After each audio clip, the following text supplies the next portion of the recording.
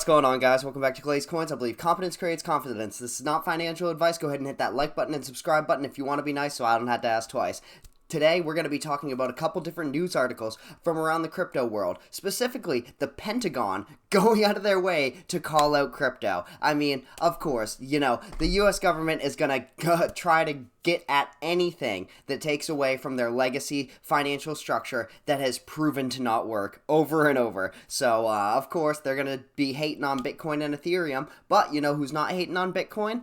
Michael Saylor and MicroStrategy, because they just loaded up on a bunch of Bitcoin, and we'll get into that here in a second. But first, Webull, have you taken advantage of the link yet? Because the best way in a time when everyone's losing money that you could make money is by, I don't know, opening an app on your phone, putting in your email address, putting 1 penny on it, and then you get $30. You might get 300. You could get, depending on the random number gods, up to $9,600 in free stocks. So, if you have an opportunity like that you just, frequently take advantage of, obviously that won't wow you. But most people aren't too used to being able to put a penny into something and getting back between $30 and $300. So, go ahead and take advantage of that. The Webull link is always in the description and the top comment. It supports the channel, it supports you guys, and, huge shout out to Webull for sponsoring the channel and, allowing me to be an affiliate with their program. So, that's just, it's awesome. Alright guys, this is the first article we're going to be looking at today. It's from Bitcoinist. You guys know, we've talked about them before. You guys can check them out. And it's Bitcoin and Ethereum, their flaws, apparently, according to the Pentagon. Of course, because with everything going on in the world right now, the Pentagon should definitely be focusing on pointing out the bad things with Ethereum and Bitcoin, right? No, I didn't think so. Security firm, but what, real quick, just let me rant. What a more American thing of anything right now. With the state of the U.S. economy and the things they have done to self-inflict all of this trauma, and then they've just, the stock market is not going very well right now. And they have the audacity to take the time and effort to dedicate sectors of the Pentagon to investigating Bitcoin and Ethereum and pointing out their flaws, not the flaws in their own financial structure that's currently crumbling. And we've noticed Bitcoin is now crumbling because it's correlating more and more with the US's financial structure. So that's just, I have to get that off my chest. Security firm Trail of Bits posted a report on potential vulnerabilities that can allegedly affect the Bitcoin and Ethereum blockchain. The report was called "Are Blockchains Decentralized?" If that's not gaslighting, I don't know what is, coming from the freaking Pentagon. The report was funded by DARPA, the Defense Advanced Research Projects Agency.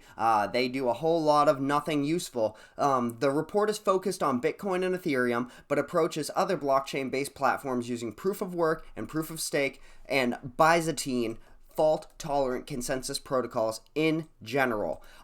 So pretty much anything that isn't legacy and old school, they're going to go after, so they can let you know that their way is always going to be the right way. And if you don't like it, they're going to publish some journalistic propaganda about you. The investigation concluded that these networks' cryptographic components are robust and claims vulnerabilities exist in the blockchain implementation and consensus protocols. Robust is generally a good thing when you talk about something cryptographic. With cryptography, you want it to be as intricate as possible to make sure that it's not easily findable and easily discoverable and translatable by others. If it was easily translatable and easily discoverable, it wouldn't be cryptographic. That's inherently the definition of it, is to be robust and more complex and complicated. For that reason, it's just leave it up to us, no pun intended. In other words, the security firm believes blockchain can be exploited, but that the cryptography that supports them is strong. So, it says the components are robust in the cryptography, but the vulnerabilities exist, so they can be exploited, but that robust cryptography is strong. It's just back and forth. It's back and forth. It's exactly like my last video. If you haven't seen it, go check it out, where American Express did all they could do to flip-flop in their own article about how they don't believe that crypto payments are going to be useful, when American Express, even after 3 or 4 decades of having cards on the market, still doesn't have card readers in every single store. And when they do have to change out card readers, there's a huge upfront cost. So they're just projecting their own problems onto cryptocurrency to try to get you to like realize the cons before you.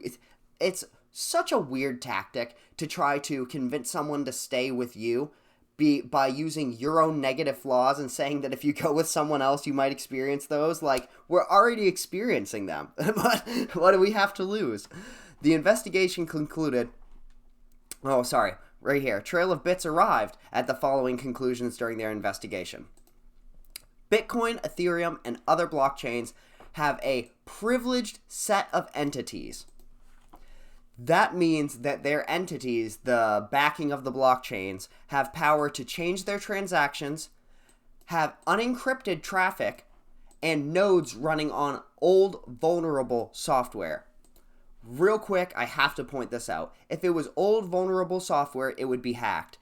Plenty of crypto hacks take place. The exploitation and hacking of any type of security flaw is going to lead to new security protocols and cybersecurity measures being taken, new protocols being developed, and new pathways for us to go. Once doors are open that we didn't think can be opened, we can then repair that doorway. Before, we didn't even think that was a doorway. Once we notice that it is, we can now repair it and envision, in a sense, when we create new doorways, we don't create them the same way. We don't do the same things. Once we have that exploitation, we can have the speculation of what we need to do next. Then we can have the innovation on how to improve it. This is a constant circle, the 3 pillars, and innovation, speculation, and exploitation are going to be monumental in developing any competitive landscape of anything, not just cryptocurrency. You can use that in so many different things because exploitation is oftentimes looked at as a bad thing. However, we're not generally aware of certain things in life until they are exploited and shown in front of us, and then we can speculate on how to fix it and innovate in a new way and prevent that next exploitation. And if not, it's like professional fighters who get heavy bags and sandbags and they just kick them. They just wrap their shins off them all day, every time they train, whenever they're doing leg day, whenever they're hitting bags, when they have bag work, they are smacking great big heavy bags of sand, and it's causing a bunch of micro fractures in their bones. That doesn't sound fun, and oftentimes it isn't. It hurts a little at first, but through the repetitive stress fractures and the repetitive little tears and breaks, it grows back stronger, and then you have a friggin' plate of iron for a shin that is just one-shotting dudes. You know what I mean? It's obviously, at first and on surface level, hitting your shin off something over and over doesn't seem like it would be a good idea. But when it's shown to grow back stronger and prepare that thing to take on bigger things that aren't just a sandbag, it works. Which is like with the exploitation, the small hacks, and even the big hacks. You know, the big hacks, obviously, they suck. But if anything is going to be avoided, it's whatever led to that massive hack again. So I just had to go on that little vulnerability rant because vulnerability is often, there are so many vulnerable features about the stock market. Look at all of the manipulation in the stock market. That's not vulnerable. They don't need to investigate that. Like, are you kidding me? Robinhood is getting away with taking the buy button away. That's real. They should investigate a lot more in this country than Bitcoin and Ethereum's vulnerability and whether or not their set of entities is privileged. Leave it to the US to talk about the privilege of cryptocurrency. Am I right? Ready for Gaslighting 101? Overall, the report claims blockchain networks are not decentralized. Because that's what the most centralized government is going to say about a decentralized financial structure. It's not decentralized. They're vulnerable to a series of potential attack vectors and disruption from outside actors. In particular, they pointed out that current blockchain networks lack Sybil cost, meaning they can easily be attacked. So, this so-called Sybil cost right here, we're just gonna, layman's term, there is no way to implement this idea, this theory of a Sybil cost is impossible to implement on a permissionless blockchain.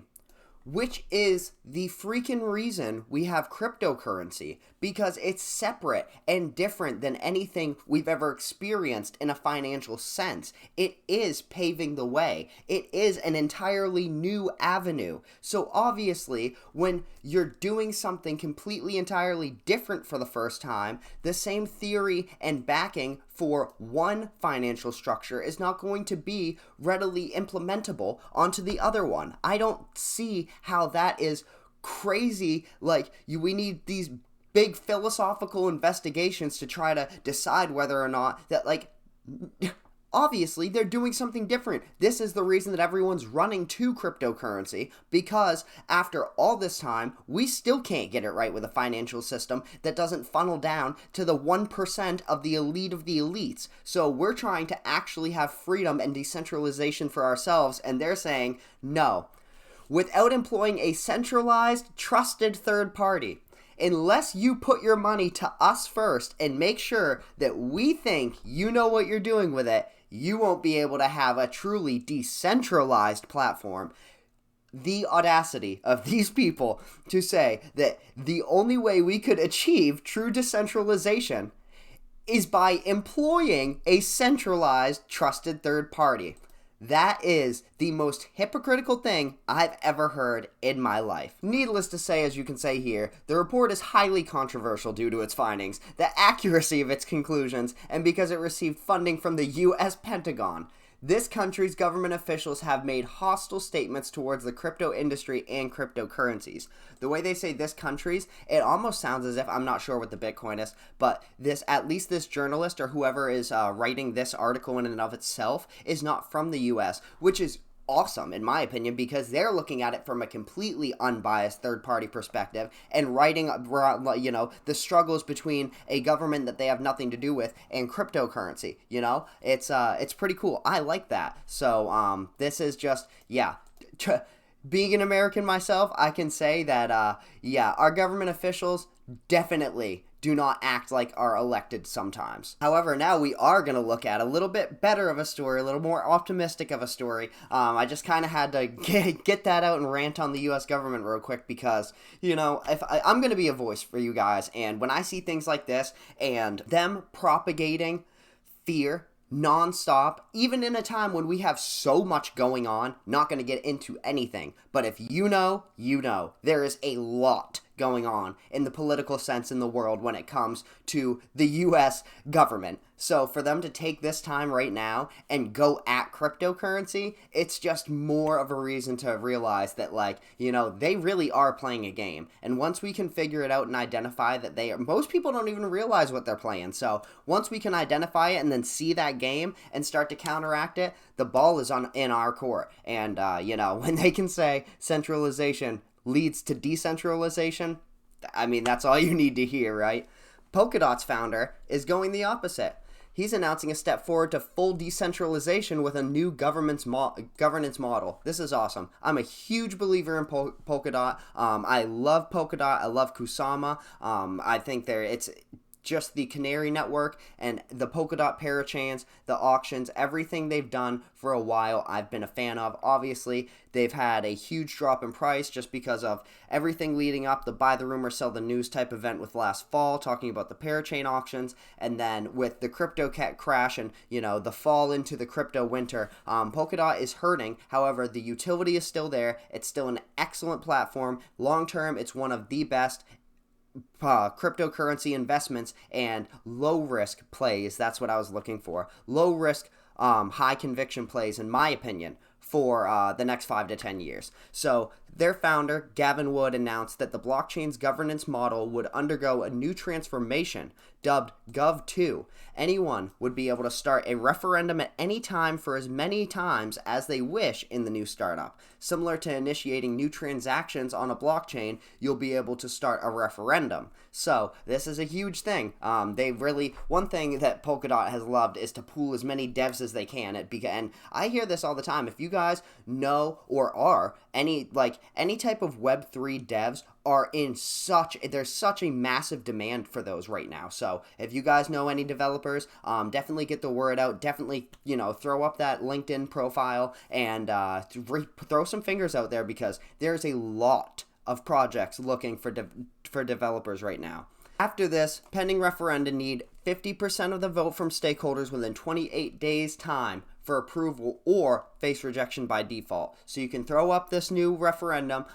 It will need 50% of the vote from the stakeholders within 28 days of you putting it up, and if not, it'll be rejected by default. However, like it said, you can throw up as many as you want, as many times as you want. So you can also intervene and launch timely cancellation proposals, which is nice. So it's not like everything isn't written in stone. You can propose something, realize there might be a great big red flag exploitation possibly. There might be, you could hindsight is always 20/20, and once you discover something, technical glitches, it explains right there, or loopholes for someone, backdoors for people to get into, you can take it out, cancel it, throw up a new one. That's not a problem. Passive voters can specify a different delegate for every class of referendum in the system in a process known as multi-role delegation. That's another cool feature. And this is I like this. So the Polkadot Fellowship is a new body. That just sounds professional. It sounds pretty cool. It sounds like something you want to be a part of if you're a Polkadot member.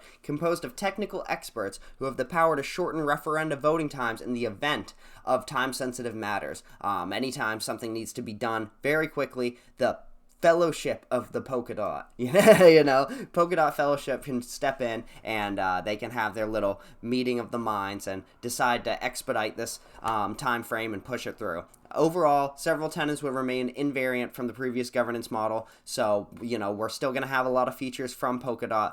50% of the total stake in the system will be allowed to command the system's future. Greater weight will also be given to those willing to lock their tokens into the system for a longer duration in a process known as conviction voting. I am a very, very big fan of this. So, this means that just because you buy a bunch of Polkadot to trade and swing, that doesn't mean that you're this Polkadot stakeholder who can make a bunch of governance decisions to a protocol that you are not necessarily interacting with. That could lead to a lot of different things that probably wouldn't go very well. So to avoid this, they have, obviously, the more you believe and the more immersed you are within the protocol, the more convicted you are going to be to stake your coins, to be able to put your, whatever you want to call it, when you give your cryptocurrency and put it on the line as an insurance, saying, I'm betting, I'll give you this dot for collateral that we're going to do pretty well. I'll take the APY. I'll take this governance risk because I believe in the project.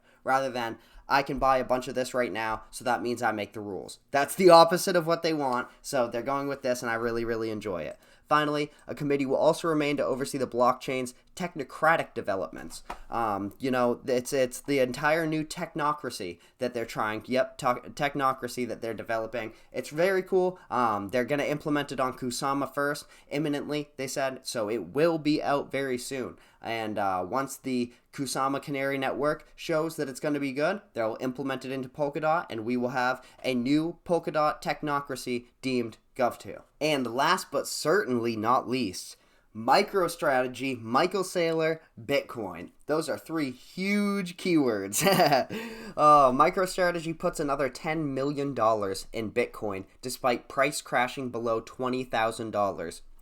MicroStrategy has so far lost money on its Bitcoin bet. So, everybody knows that Bitcoin hasn't been doing that well. Most people know when they see Michael Saylor with laser eyes or the MicroStrategy logo like you see right here, it's going to be about Bitcoin generally, just because they are very, very invested and huge believers in the future of Bitcoin as a cryptocurrency and a store of value. Cloud software company MicroStrategy today announced another Bitcoin buy, spending this time $10 million on the cryptocurrency, despite the price of the asset dropping below 20K. As we know, at the current price of this recording, or at the current time of this recording, the price of Bitcoin is at $20,000 or $20,085.18. So it's down 1.36% in the last 24 hours, as you can see. However, the tech firm has spent over 3.98, closing in on $4 billion in total on Bitcoin. Of that $3.98 billion that they have spent on Bitcoin, that has gotten them 129,699 digital coins. Nice. According to the statements from its CEO, Michael Saylor, it is also at a loss of $1.3 billion. $1.3 billion, guys. They're down. In the $3.98 billion they've spent, they're down $1.3 billion. I'm finding an ability to say this and wrap this around in every video now, but don't worry, if you thought you were down in your crypto investment, at least you're not freaking Michael Saylor, the CEO of MicroStrategy, who's down 1.3 billion on Bitcoin. Like, those are dumb numbers. That's more than the market cap of most cryptocurrencies, and he's down that just on Bitcoin, and he just bought $10 million more. That's rapper money. Like, that is crazy. MicroStrategy CTO, Fong Li, I probably butchered that, but I hope not, last month told shareholders that if the price of Bitcoin dropped below $21,000, the company would face a margin call on a $205 million loan that it took out in March to buy more Bitcoin. When you're taking out money to buy Bitcoin and then Bitcoin goes down and it's time to pay back the money you took out, and now the Bitcoin you bought with that money is worth less than the loan itself, plus you need to pay interest, that's a margin call you don't want to have to take. For those of you who don't know, a margin call is when a margin account runs low on funds, usually because of a losing trade. A type of account offered by brokerage firms that allows investors to borrow money to buy other assets. So, if you want to borrow fiat to buy Bitcoin, you can, absolutely. When Bitcoin goes down, they still want their fiat paid back. Now, you have to pay, and you need to figure out some way to pay that back. Or else, if you can just sell the Bitcoin that you just bought with the borrowed money, but now you're selling at a loss, so all you did is pay them interest and pay them money to lose money. That's not the way to make money. You don't need to take an economics class to know that. A margin call in MicroStrategy's case would have potentially meant forced selling of its Bitcoin holdings to prevent further losses to its shareholders. That's what I was just saying is, you don't want to have to sell the Bitcoin you bought to cover the margin when Bitcoin is down, and if you borrowed 20 million and bought 20 million worth of Bitcoin, and now that 20 million worth of Bitcoin is only worth $7 million or something crazy, even if it's only worth 15 million. Now you have to pay back the interest plus that. It's just, those are huge headaches for huge money. You know what I mean? MicroStrategy CEO took to Twitter to remind followers, investors, and the company in and of itself anticipated volatility, structured its balance sheet so that it could hodl through adversity. That is what MicroStrategy has done. They anticipated this volatility. And, it does go to show, he is putting his money where his mouth is, quite literally. By anticipating this volatility, he's having no problem pulling the trigger on another 10 milli when he was just down on margin called. So, I don't know. I'm not sure. I don't work for MicroStrategy. It's probably a good thing because I'm sure my head would have exploded with the stress and the amount of some of these numbers that they had to figure out. But Saylor said had previously addressed with margin call concerns, he assured his shareholders that even if the price of Bitcoin continued to fall, his company was prepared to post some other collateral, i.e., we are firing people. We are laying off everybody. As long as we don't have to sell short, we are diamond handing. So that is pretty good, The laser eyes don't lie, I guess. Michael Saylor is in it. He does not have lettuce hands or paper hands. He is holding through this crypto winter. And, I don't want to work for MicroStrategy. I don't want to be someone who's loaned money to MicroStrategy necessarily right now, because I'm sure they're a little bit worried too, but they're not worried. He thinks it's, even though it's the biggest and oldest cryptocurrency, it's a safe haven asset and digital gold.